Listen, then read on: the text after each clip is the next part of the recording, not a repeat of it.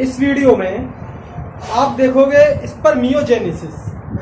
Spermiogenesis क्या है, spermiation क्या है और स्पर्म बनाने के लिए कौन कौन से हार्मोन्स काम करते हैं।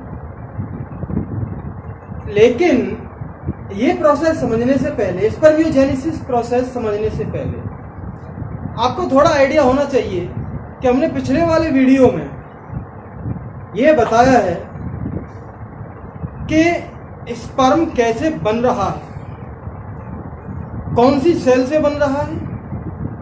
मेल जर्म सेल से बन रहा है। मेल जर्म सेल्स का क्या नाम था? स्पर्मेटोगोनियम था। पहले उसने माइटोसिस डिवीजन किया, अपनी क्वांटिटी बढ़ाई, उसके बाद मियोसिस डिवीजन किया, प्राइमरी स्पर्मेटोसाइट्स, सेकेंडरी स्पर्मेटोसाइट्स और स्पर्मेटिड्स बने। इस वीडियो में आप देखोगे स्पर्मियोजेनेसिस। स्पर्मियोजेनेसिस का मतलब है कि स्पर्मेटिड से स्पर्म जो बन रहा है, स्पर्मेटिड्स स्पर्म में जो ट्रांसफॉर्म हो रहे हैं, परिवर्तित हो रहे हैं, उसको हम क्या कहेंगे? स्पर्मियोजेनेसिस।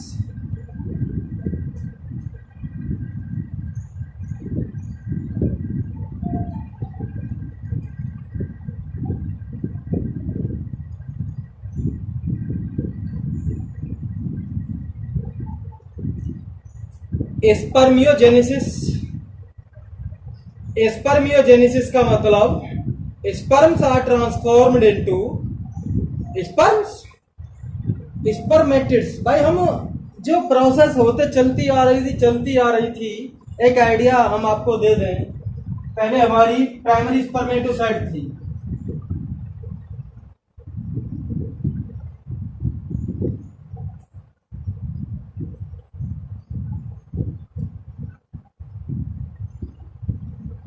वो किसमें कन्वर्ट हुई? सेकेंडरी स्पर्मेटोसाइट में कन्वर्ट हुई। सेकेंडरी स्पर्मेटोसाइट्स स्पर्मेटिड में कन्वर्ट हुई। अब ये स्पर्मेटिड जो है ये किसमें कन्वर्ट होंगे? स्पर्म में।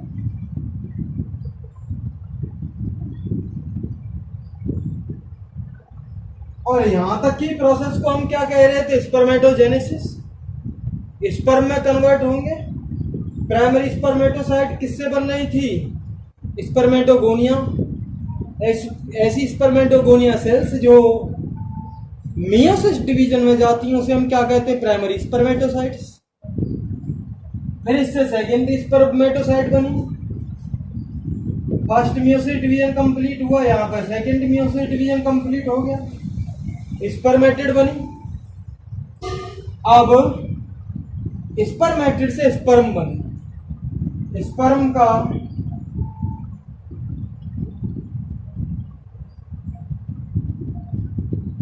दूसरा नाम स्पर्मेटोजोआ भी है। स्पर्म का दूसरा नाम स्पर्मेटोजोआ भी है। तो ये स्पर्म से स्पर्मेटोजोआ यानी कि स्पर्म बन रहे हैं। ये किससे बन रहे हैं? स्पर्मेटिड से बन रहे हैं। स्पर्मेटिड से ट्रांसफॉर्म होके, कन्वर्ट होके, परिवर्तित होके जो स्पर्म बन रहा है, इसी प्रोसेस को हम क्या कहेंगे? स्पर्मियोजेनेसिस। तो हम कह सकते हैं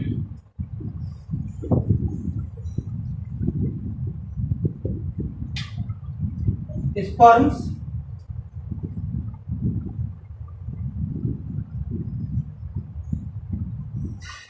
स्पर्म्स आएगा, स्पर्मेटिड आएगा। यहाँ पे तो भाई स्पर्म बन रहा है। किससे बन रहा है? स्पर्मेटिड से बन रहा है। तो हम कह सकते हैं sperms are formed from spermatids. इस प्रोसेस को हम क्या कहेंगे? Spermiogenesis.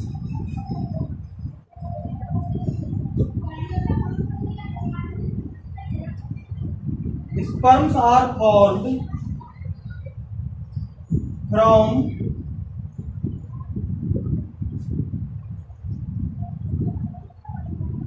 spermatids. This process is called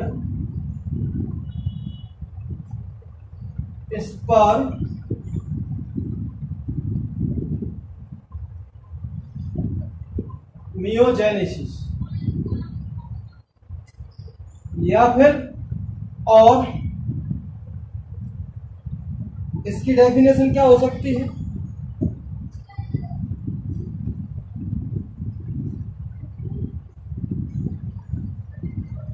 Spermatids are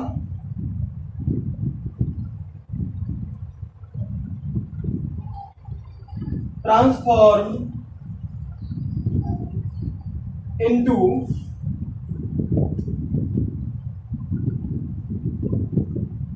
sperms. This process is called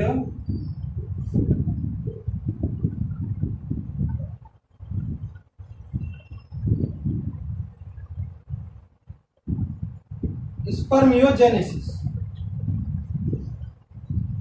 जो तुम्हें हो पसंद वो डेफिनेशन लिख लेना, कोई एक लिख लेना, ऊपर वाली या नीचे वाली लिख लेना, या फिर दोनों लिख लेना। तो स्पर्मियोजेनेसिस आप समझ गए होंगे। स्पर्मेटिड से स्पर्म का बनना क्या कहलाता है? स्पर्मियोजेनेसिस। या फिर स्पर्म का बनना किससे? स्पर्मेटिड से, उसे हम क्या कहेंगे? स्पर्मियोजेनेसिस। तो हमारे स्पर्म्स बन चुके हैं। स्पर्म्स का दूसरा नाम क्या था? स्पर्मेटोजोआ था इसका दूसरा नाम। अब देखते हैं स्पर्मियोजेनेसिस होने के बाद अब स्पर्म जो है या स्पर्मेटोजोआ, इसके हेड सिर्फ किसमें धसे जाते हैं? ये सर्टोली सेल है।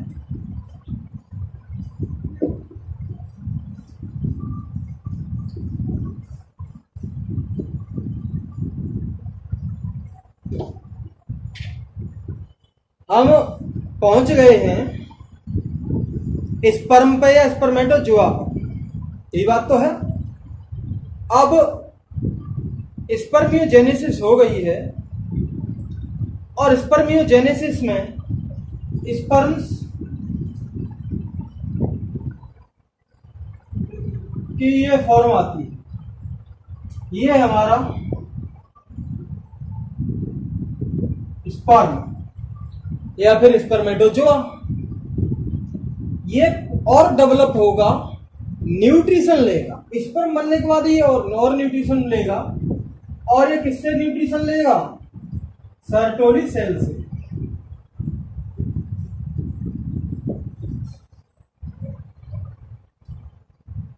सर्टोली सेल कह दो या सस्टेंटेकुलर सेल्स कह दो, या फिर इसे हम क्या कह सकते हैं? नर्स सेल, क्योंकि नरिशमेंट प्रोवाइड करती है। तो स्पर्म बनने के बाद ये कहां पर धस जाते हैं? कौन सी वाली सेल में? इनके हेड धस जाते हैं सर्टोली सेल्स में, फर्दर डेवलप होते हैं और फाइनली डेवलप होने के बाद ये इससे अलग हो जाएंगे। सर्टोली सेल से स्पर्म अलग हो जाएंगे और हमारे ये सेमिनिफेरस ट्यूब्यूल से रिलीज हो जाते हैं। जब सेमिनिफेरस से ट्यूब्यूल से रिलीज हो जाते हैं तो इस प्रोसेस को हम क्या कहते हैं? स्पर्मिएशन। स्पर्मिएशन का मतलब क्या है? Sperms release from seminiferous tubules. ठीक, तो हम ये जानेंगे कि स्पर्मिएशन क्या है, इसकी डेफिनेशन लिख लेंगे। लेकिन यहाँ पर हमने एक बात जानी, वो बात क्या थी? वो बात ये थी कि स्पर्मेटोजोआ बनने के बाद स्पर्म को प्यार हो जाता है सर्टोली सेल से, अपना सिर उसकी गोद में लेके बैठ जाता है। फर्दर डेवलपमेंट होता है, सोचता है डेवलपमेंट हो रहा है, नरिशमेंट ले रहा है, उसके बाद तलाक होता है, सर्टोली सेल से स्पर्म अलग होता है और फाइनली सेमिनिफेरस ट्यूब्यूल में ही तो स्पर्म बन रहे थे।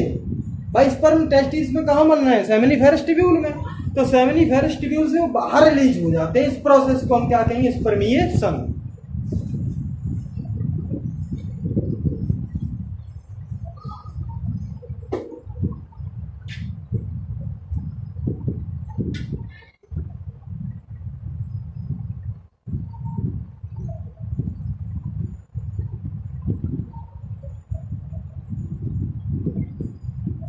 स्पर्मिएशन। स्पर्मिएशन की डेफिनेशन लिख लें या इससे पहले एक पॉइंट लिखें? इससे पहले आप एक पॉइंट लिख लेना, उसके बाद मैं डेफिनेशन बताऊंगा। वो पॉइंट यहां पे लिख रहा हूं मैं। After spermiogenesis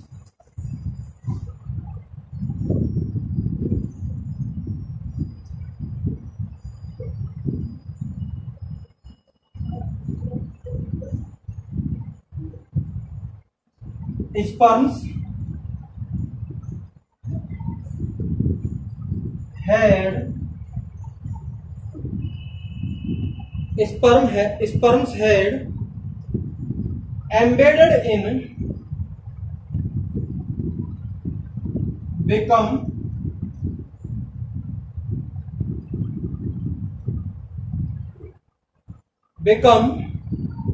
embedded in Sertoli cells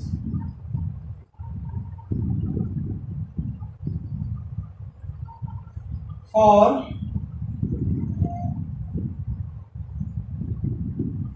further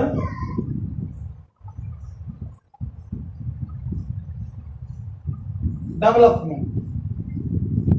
spermiogenesis के बाद स्पर्म्स के हेड सर्टोली सेल्स में धंस जाते हैं फर्दर डेवलपमेंट के लिए और आगे विकास करने के लिए। एंड फाइनली कहां रिलीज हो जाते हैं? वो सेमिनिफेरस ट्यूब्यूल से बाहर। तो स्पर्मिएशन की process the process in which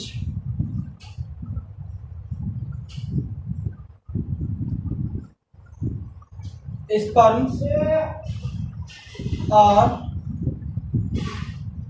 released from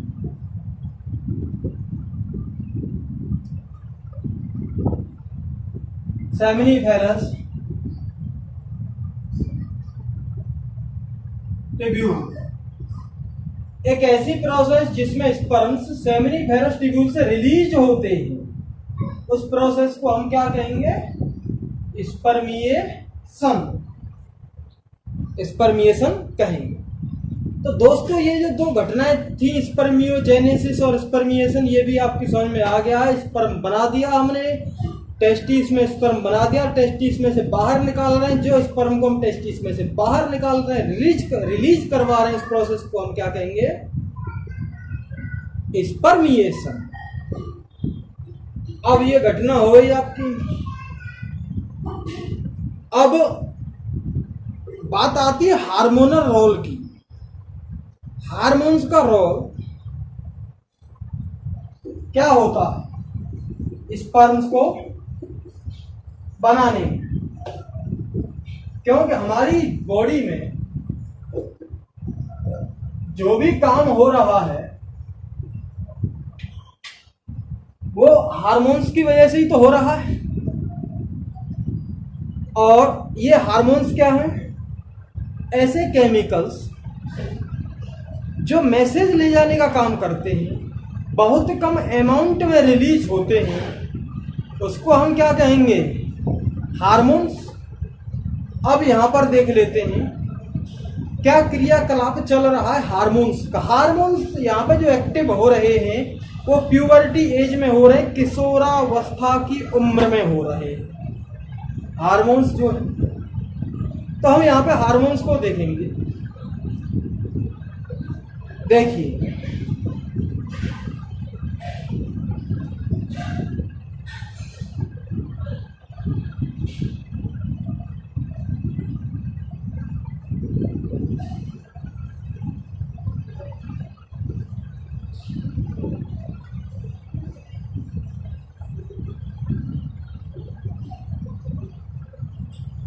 ये हमारे एक सज्जन पुरुष हैं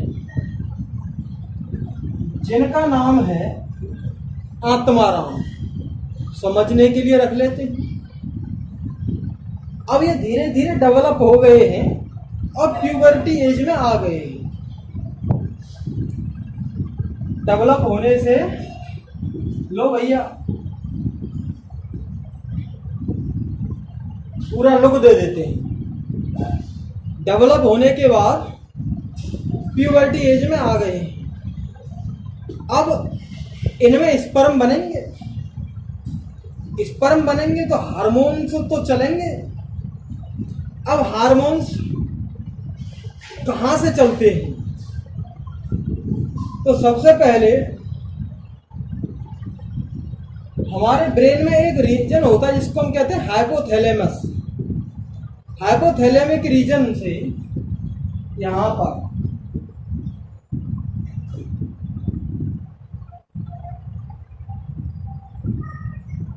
हाइपोथैलेमस है और इसके पास होता है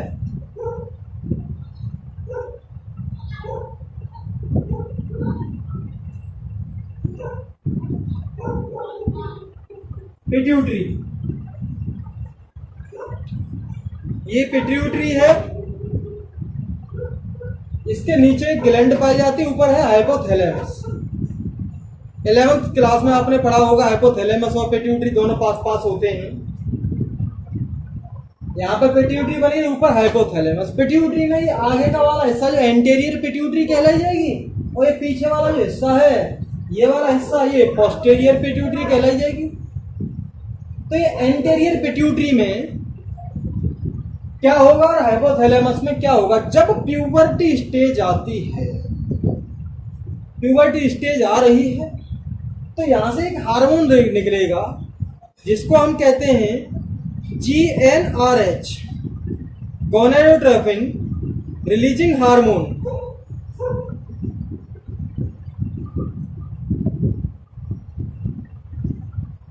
GnRH। ये गोनेडोट्रोपिन रिलीजिंग हार्मोन कहां से रिलीज हुआ? हाइपोथैलेमस से रिलीज हुआ। ये हाइपोथैलेमस है जिसे हम हाइपोथैलेमिक हार्मोन कहेंगे। Gonadotropin releasing hormone. Gonadotropin releasing hormone जो है ये कहां पर पहुंचा है? पिट्यूटरी के आगे वाले हिस्से में, जिसे हम क्या कहते हैं? Anterior pituitary. अब ये एंटीरियर पिट्यूटरी में गया कौन? गोनेडोट्रोपिन रिलीजिंग हार्मोन हाइपोथैलेमस से पिट्यूटरी के आगे वाले हिस्से में चला गया। अब यहाँ पे भी ये केमिकल लोचा होगा। पिट्यूटरी में दो हार्मोन रिलीज होंगे जिनका नाम है LH और FSH। LH का मतलब है ल्यूटिनाइजिंग हार्मोन और FSH का मतलब है फॉलिकल स्टिमुलेटिंग हार्मोन। तो यहां से पिट्यूटरी ग्लैंड से ल्यूटिनाइजिंग हार्मोन, दो गोनेडोट्रोपिन हार्मोन निकलते हैं। एक का नाम है LH और दूसरे का नाम क्या है? FSH। LH ल्यूटिनाइजिंग हार्मोन, दूसरा है फॉलिकल स्टिमुलेटिंग हार्मोन। यहां से LH निकलेगा एंड FSH निकलेगा और ये कहां पर आएंगे? यहां पर आएंगे। यहां पर आते हुए यहां पर आए, इसके टेस्टिस में आएंगे। LH और FSH ब्लड के थ्रू आएंगे, वहां से इनके टेस्टिस में आए और टेस्टिस में आपने देखा होगा सेमिन टेस्टिकुलर लोब्यूल्स का ये स्ट्रक्चर है। टेस्टिकुलर लोब्यूल्स में ये 1 से 3 क्या पाई जा रही थी? सेमिनिफेरस ट्यूब्यूल्स हैं। ये सेमिनिफेरस ट्यूब्यूल हैं। सेमिनिफेरस ट्यूब्यूल के अंदर मेल जर्म सेल्स और सर्टोली सेल्स पाई जा रही थी। ये मेल जर्म सेल्स हैं, ये सर्टोली सेल्स हैं। और यहां पर जो ये जो स्पेस है ये इंटरस्टिशियल स्पेस था इंटरस्टिशियल स्पेस में जो सेल्स पाई जा रही थी उसे हम इंटरस्टिशियल सेल्स कह रहे थे या फिर लेडिक सेल्स कह रहे थे। यहां जो पाई जाती हैं लेडिक सेल्स, और ये जो हैं सर्टोली सेल्स। यहां सर्टोली सेल्स हो गई, ये यहां पर लेडिक सेल्स हो गई। अब देखिए कहानी क्या है। एल फॉर ल्यूटिनाइजिंग हार्मोन, यहां एल से संबंध स्थापित करेगा। एल आएगा और लेडिक सेल्स पर मिलन करेगा और एंड्रोजन्स सीक्रेट करता है। LH आया, लेडिक सेल्स को स्टार्ट कर दिया, हाँ भाई चल दे पट्टे टिक टिक। लेडिक सेल्स ने अब जैसे ही मैसेज मिला LH का, ल्यूटिनाइजिंग हार्मोन का, लेडिक सेल्स को ल्यूटिनाइजिंग हार्मोन आए यहाँ पर टेस्टिस में ये रखा हुआ है। लेडिक सेल्स को मिला LH का सिग्नल, लेडिक सेल ने क्या कर दिया, एंड्रोजन्स हार्मोन सीक्रेट कर दिया जो मुख्यतः टेस्टोस्टेरोन है, जिसे हम मेल हार्मोन्स भी कहते हैं। ये लेडिक सेल ने सीक्रेट करना स्टार्ट कर दिया। कौन? Testosterone hormone. अब ये हमारी सेल्स हैं, टेस्टोस्टेरोन हार्मोन यहां से निकलेगा और ये हमारी कौन सी थी? स्पर्मेटोगोनिया। इस सेल को हम क्या कह रहे थे? स्पर्मेटोगोनिया।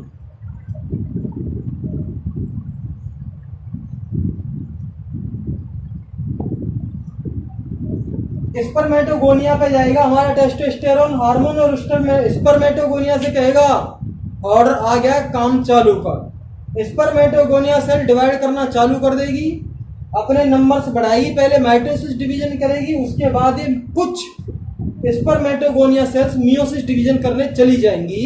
ये मियोसिस और जो माइटोसिस हो रहा है, यानी कि स्पर्मेटोगोनिया सेल्स जो एक्टिवेट हो रही है वो किसकी वजह से हो रही है?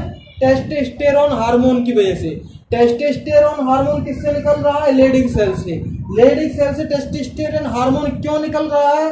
क्योंकि इसको मैसेज मिल गया LH का, ल्यूटिनाइजिंग हार्मोन का, इसलिए निकल रहा। ल्यूटिनाइजिंग हार्मोन इससे क्यों निकला? क्योंकि इसको मैसेज मिल चुका है GnRH का, गोनेडोट्रोपिन रिलीजिंग हार्मोन का, जो हाइपोथैलेमस से निकल रहा है। और हाइपोथैलेमस हमारे ब्रेन में है और हमारी बॉडी को कंट्रोल करता है हार्मोनल रूप से, यहाँ पर कुछ पार्ट से।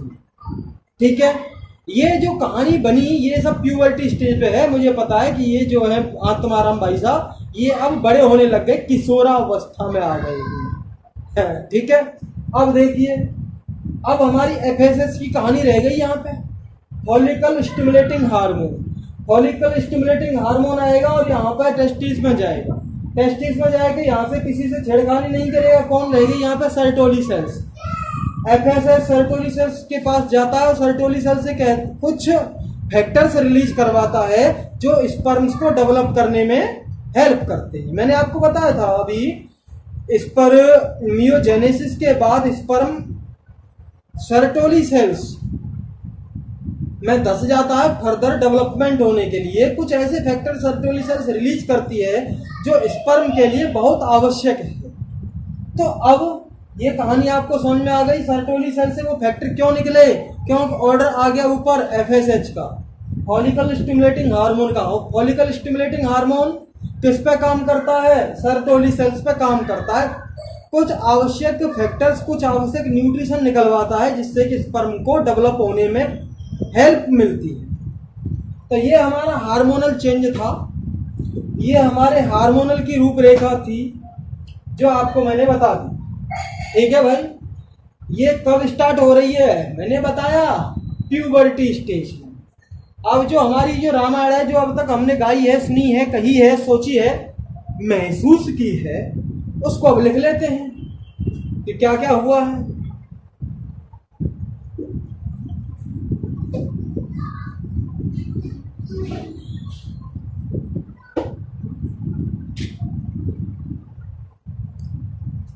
सबसे पहला जो हमारा पॉइंट बनेगा वो ये बनेगा,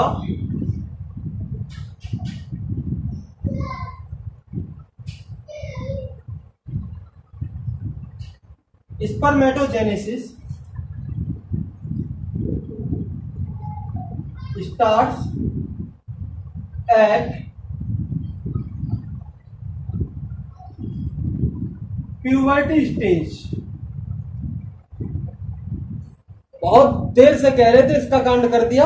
अब इसके बारे में चर्चा नहीं करेंगे। किशोर अवस्था में स्पर्मेटोजेनेसिस होती है। ठीक, अब देखिए इस एज में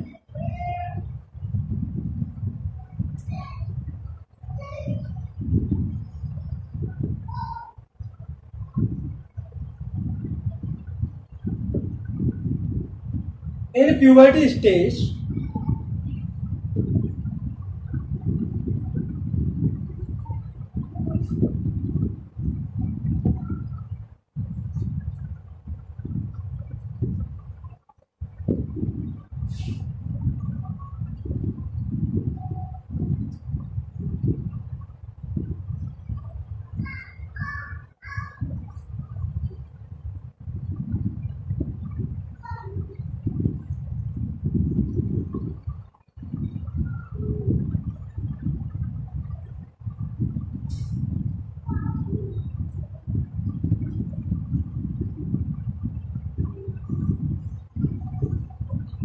प्यूबर्टी स्टेज में हाइपोथैलेमस रिलीज करता है कौन सा hormone? GnRH, gonadotropin releasing hormone.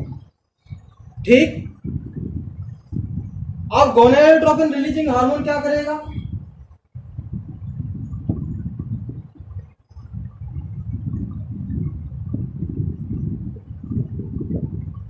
GnRH acts at anterior pituitary,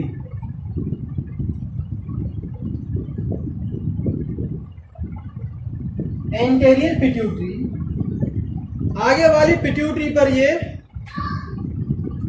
act करता है, कार्रवाई करता है।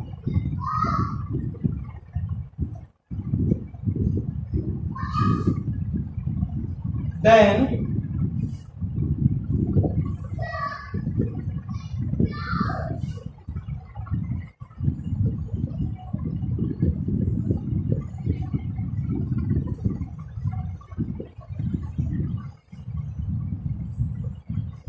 anterior pituitary release to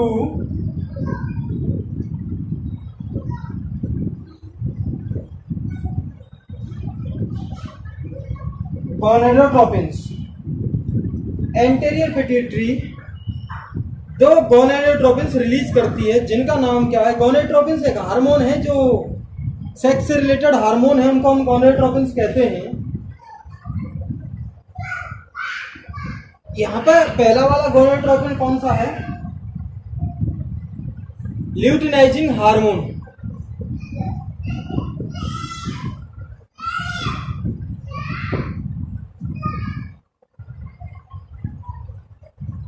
luteinizing hormone.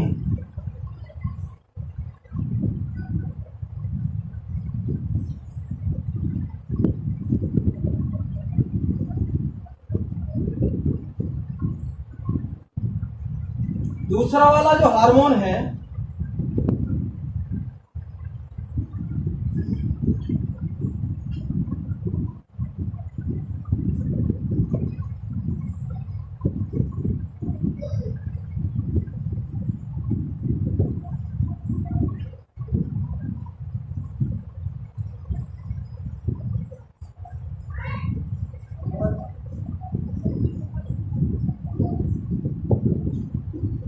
Follicle stimulating hormone.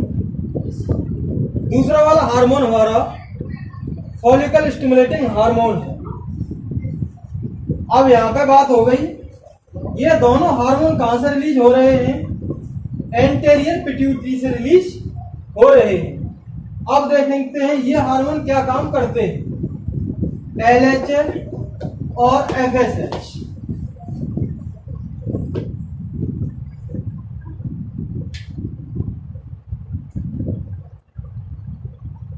LH acts on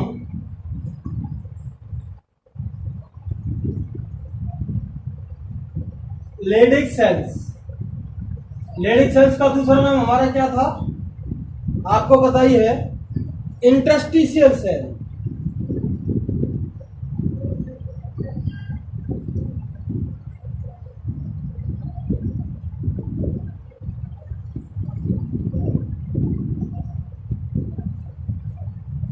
LH acts on Leydig cells or interstitial cells. Then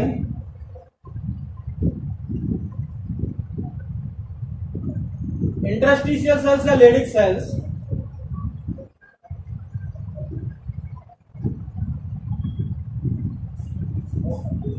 release androgens.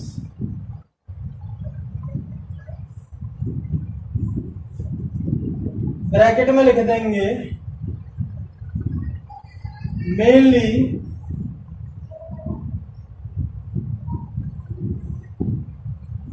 Testosterone. Testosterone hormone किससे release होता है, Leydig cells. क्यों release हो रहा, क्यों हो रहा है रिलीज, क्योंकि वहां पर एलएच ने कार्रवाई की। ये एंड्रोजेंस ही स्पर्मेटोजेनेसिस को करवाने में हेल्प करते हैं, यानी कि स्पर्मेटोगोनिया को डिवाइड करने में हेल्प करते हैं।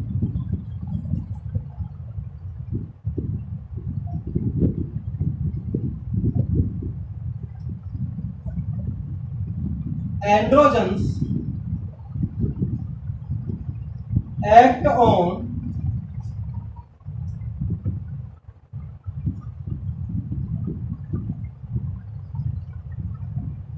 spermatogonia and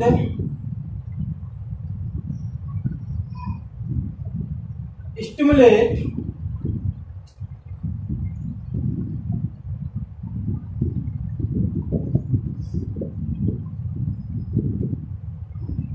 spermatogenesis. क्लियर हो गई बात। एंड्रोजेंस स्पर्मेटोगोनिया पे काम करेंगे और स्पर्मेटोजेनेसिस या स्पर्म बनने की प्रोसेस को आगे चालू कर देंगे। अब आता है हमारा FSH, फॉलिकल स्टिमुलेटिंग हार्मोन।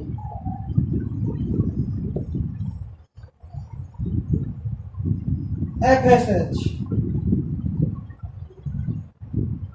ये जो है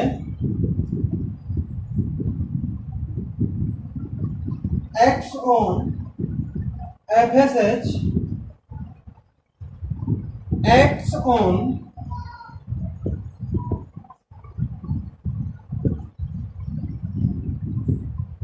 सर्टोली सेल्स। सर्टोली सेल्स पे फॉलिकुलर स्टिमुलेटिंग हार्मोन कार्रवाई करेगा and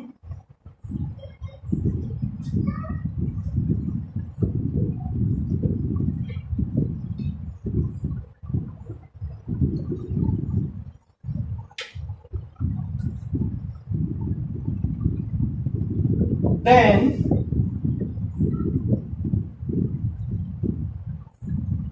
Sertoli cells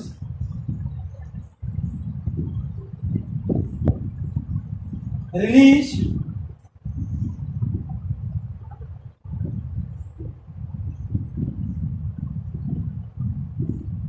certain factors, ऐसे फैक्टर्स को रिलीज करती है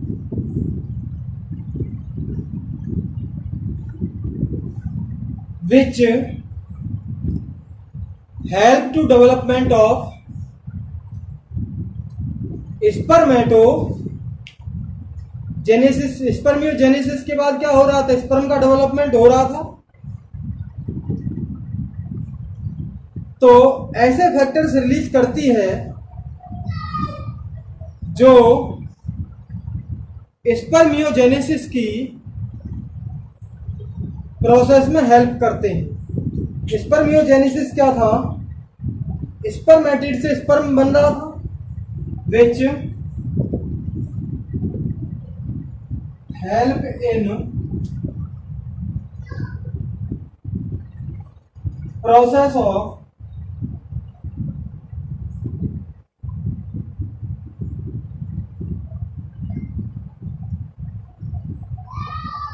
स्पर्मियोजेनेसिस, स्पर्मियोजेनेसिस की प्रोसेस में हेल्प कर रहा था और उसके बाद फर्दर स्पर्म को डेवलप कराने में भी ये हेल्प कर रहा था।